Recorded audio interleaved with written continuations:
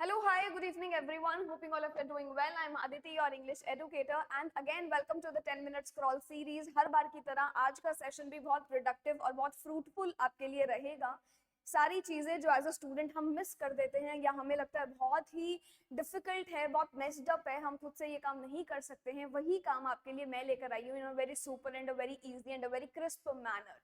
सो इसी के साथ चलते हैं अपनी सीरीज के ऊपर आगे.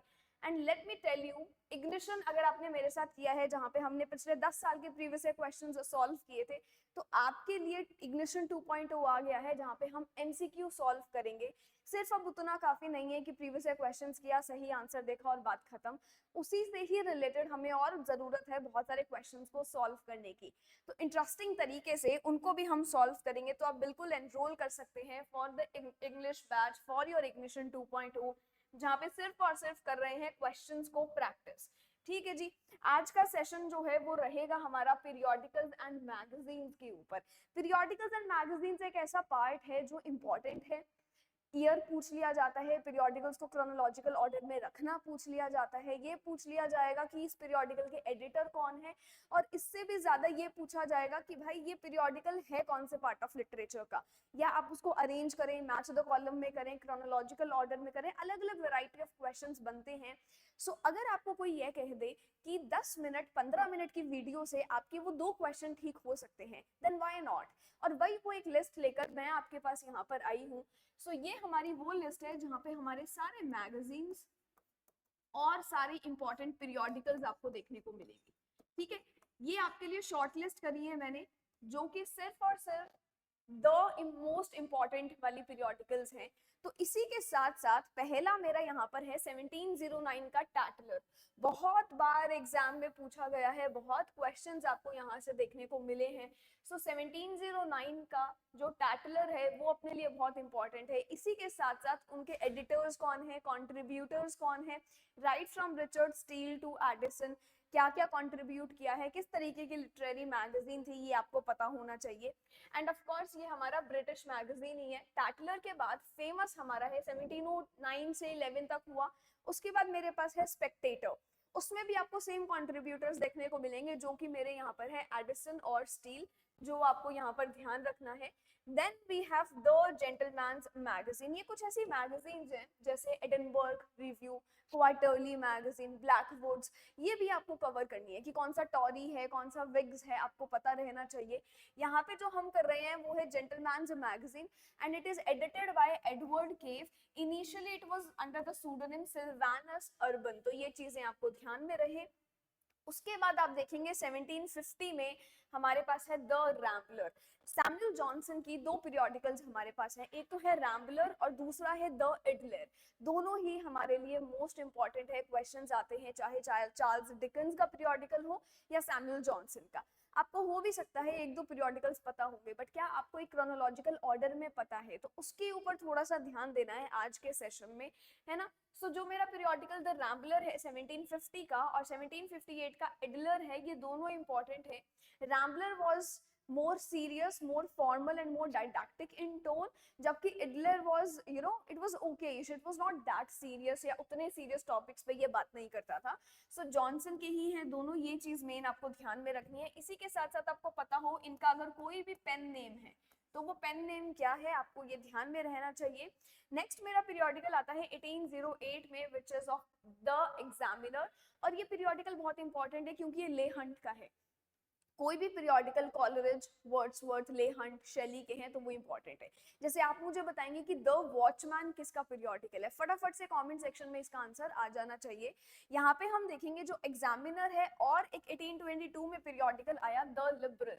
दोनों के अंदर ही आपको जो कंट्रीब्यूटर है ले हंट देखने को मिलते हैं, एंड यहीं से हमारा ये पार्ट हो जाता है इंपॉर्टेंट. ठीक है. इसके साथ साथ ले हंट के साथ साथ लिबरल में आपको लॉर्ड बायरन भी देखने को मिलते हैं, एंड द वर्क और the magazine talks about these radical political commentaries आपको इनके वर्क्स में देखने को मिलेंगी. फिर मेरे पास एक बहुत इंपॉर्टेंट पीरियोडिकल आता है 1828 का, विच इज द अथेनियम. इसके अंदर बहुत सारे मेजर विक्टोरियन लिटरेरी रिव्यूज आपको यहाँ पे देखने को मिले. Then we have Bentley's miscellany in 1836, जिसको एडिट करते हैं Charles Dickens. Then we have Punch. Punch is a famous magazine जिसके अंदर आपको काफी सटायरिक तरीके से सटायर यूज करके इश्यूज को डिस्कस करा हुआ है। उसके बाद मेरे पास आता है बहुत ही एक famous periodical house hold words. ध्यान होगा चार्ल्स डिकेंस को भी कवर करते वक्त हमने बहुत बार बात करी है हाउस होल्ड वर्ड्स की, ऑल द ईयर राउंड की। तो इनको ये तो पता है आपको कि डिकेंस के हैं, नहीं भी पता था तो पता होना चाहिए, पता था तो ये जरूर और पता हो कि अगर क्वेश्चन आ जाए इसको क्रोनोलॉजिकल ऑर्डर में रखने का, सो क्या मैं उस चीज को सॉल्व कर पाऊंगी, इस पे ज्यादा ध्यान देना है अब। ठीक है, इसके साथ मैं चलती हूँ नेक्स्ट स्लाइड पर, which starts and we have reached to this age जहाँ पे अब प्री रैफेलाइट्स ब्रदरहुड्स हमें देखने को मिल रहे हैं, पीआरबी देखने को मिल रहे हैं, रॉसिटी देखने को मिल रहे हैं, और इनका भी एक फेमस मैगजीन और पीरियोडिकल जो आपको देखने को मिला वो है द जॉ। तो ये आप ध्यान में रखेंगे 1850 का। उसके बाद फिर से डिकेंस का, और उन्होंने सोशल कमेंट्री करी है अपने पीरियोडिकल के थ्रू जो कि है ऑल द ईयर राउंड 1859। उसके बाद आप देखते हैं सेम ईयर में आपके पास है कॉर्नहिल मैगजीन जिसके अंदर थैकरे, ट्रोलॉप, इन सब के वर्क्स पब्लिश हुए।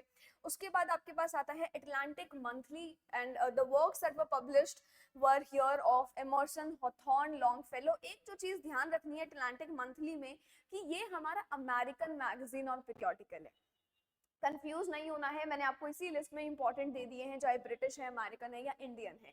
तो अमेरिकन वाला पीरियोडिकल भी आप ध्यान में रखेंगे, द अटलांटिक मंथली। उसके बाद 1881 में आया द सेंचुरी मैगजीन। 1888 में आया द हिंदू लिटरेरी सप्लीमेंट, ये इंडियन है, इंडियन इंग्लिश राइटर्स के लिए एक, ये इंडियन इंग्लिश राइटर्स के लिए बिगिनर्स वाला प्लेटफॉर्म हुआ करता था, specially for the early Indian English writers. तो वो जो one of the starters magazines की जब हम बात करते हैं, पीरियोडिकल्स की बात करते हैं, तो ये वाला पीरियोडिकल आपका तब काउंट होगा। उसके बाद 1912 में है द इगोइस्ट, वेरी इंपॉर्टेंट। अच्छा, आप ये मुझे बताएंगे कि क्या इसके अंदर कोई डोरा मार्सडन का रेफरेंस आता है, और आता है तो वो कौन है, ये आप मुझे बताओगे, but egoist is a very important periodical. Then we have 1912 the criteria, very important, TS Eliot का है। और टीएस एलियट के हम list of the works, plays, सब कुछ कवर कर रहे हैं, एज अ क्रिटिक भी हम उन्हें कवर करते हैं, तो अब हम उन्हें एज अ पीरियोडिकल भी कवर करेंगे। ठीक है जी। Then we have the blast 1914 जो कि वॉटरसिस्ट मैगजीन है, एंड इसके अंदर कंट्रीब्यूटर्स हैं आपके Lewis and Ezra Pound. Then we have 1917 very important periodical the dial. And ये जो डायल मैगजीन है ये अमेरिकन मैगजीन है। अगर आपने ट्रांसेंडेंटलिज्म के ऊपर पढ़ा है, ट्रांसेंडेंटल क्लब के ऊपर पढ़ा है, तो आपको पता होगा कि उन्हीं का एक मैगजीन भी था which was the dial, and it was also again revived, फिर मॉडर्निस्ट लिटरेचर में भी आपको ये देखने को मिलता है। उसके बाद मेरे पास है 1922 में एक Indian Bengali magazine Kallol, again literary modernism in Bengali. Then we have the fugitive 1922, very important question भी आता है, not just related to the magazine but who is related with the magazine.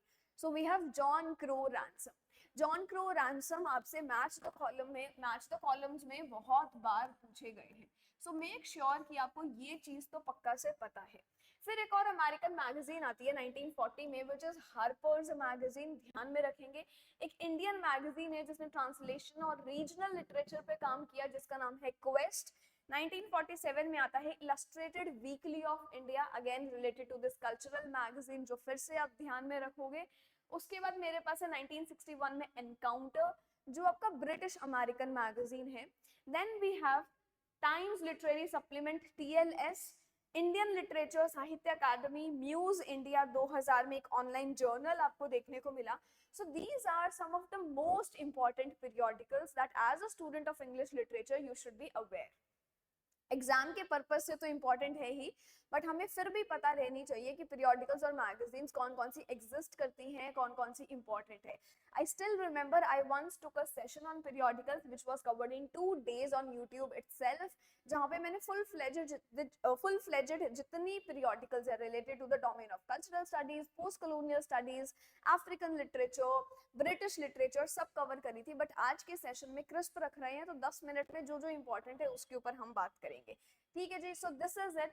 अब आप बोलोगे कि मैम आपने इतना तो बता दिया है बट आप क्वेश्चंस भी दिखा देते। सो बिल्कुल क्वेश्चंस आपके लिए हैं, क्वेश्चन मैंने दिखाया है, पैटर्न किस तरीके का है, पेपर में किस तरीके के क्वेश्चंस पूछे जाते हैं। So this is your homework question. And अगर ये सीरीज अच्छी लग रही है तो जिसको भी अच्छी लग रही है उन स्टूडेंट्स के लिए मैं 2 क्वेश्चंस आज लेकर आई हूँ। सो आप मुझे यहाँ पर जो है 2 क्वेश्चंस का आंसर करके बताएंगे होमवर्क में इन द कमेंट सेक्शन। किस तरीके का पैटर्न आता है देख लेते हैं। क्रोनोलॉजिकल ऑर्डर पूछा गया है कि भाई ये पीरियोडिकल्स कब कब आई थी ये हमें बता दो। टैटलर है, स्पेक्टेटर, एग्जामिनर, रिफ्लेक्टर। ठीक है, next question again chronological order में है बट लिमिट कर दिया है आपको, 18th सेंचुरी मैगजीन्स दी हैं, critical review, monthly review, gentleman's magazine और रैम्बलर। इनमें से कुछ हमने डिस्कस कर ली हैं, कुछ नहीं भी करी हैं, क्योंकि इसलिए नहीं करी हैं क्योंकि आप भी कुछ करेंगे होमवर्क में। कमेंट सेक्शन में आप मुझे बताएंगे कि कौन सा मैगजीन किसका है, हु इज द फाउंडर और editor, specially if it is someone very famous. तो ये चीजें आप करेंगे in the comment section and let me know if this 10 minute scroll series is helpful for you और नॉट। इसको लाने का मेरा एक मेन पर्पस क्या था, वो बस यही है कि हम 40 मिनट्स के लेक्चर्स को अटेंड करने में थोड़ा ऐसे रेजिस्ट करते हैं खुद को कि यार उसके लिए मुझे स्पेशल टाइम चाहिए, बट ये 10 मिनट ऐसा है कि जैसे हम कुछ स्क्रॉल कर रहे हैं, सोशल मीडिया देख रहे हैं, वैसे ही आप ये भी देख सकते हैं। बस फर्क इतना है कि इसमें सुनेंगे तो साथ साथ नोट्स में आपका कुछ ना कुछ जरूर चला जाएगा। सो ये जो सेशंस है आपके लिए एज अ ब्रेक ही कंसिडर हो रहे हैं, so as a lot of breaks, पर वो ब्रेक मेरे हमेशा प्रोडक्टिव ब्रेक रहते थे। तो मेरा एक इंटेंशन यही है 10 मिनट स्क्रॉल सीरीज के पीछे and I hope I am able to do that, और कहीं ना कहीं फायदा हो रहा होगा इससे आपको।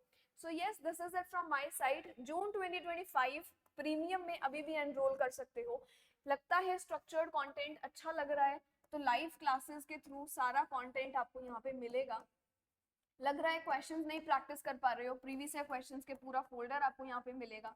लास्ट के डेज में इंटेंस रिविजन आपको यहाँ पर देखने को मिलेगी। हर सैटरडे डाउट क्लियरिंग सेशन हो रहा है और इसी के साथ साथ वी हैव इग्निशन 2.0 जहाँ पे आपके लिए कराए जा रहे हैं एमसीक्यूज सॉल्व।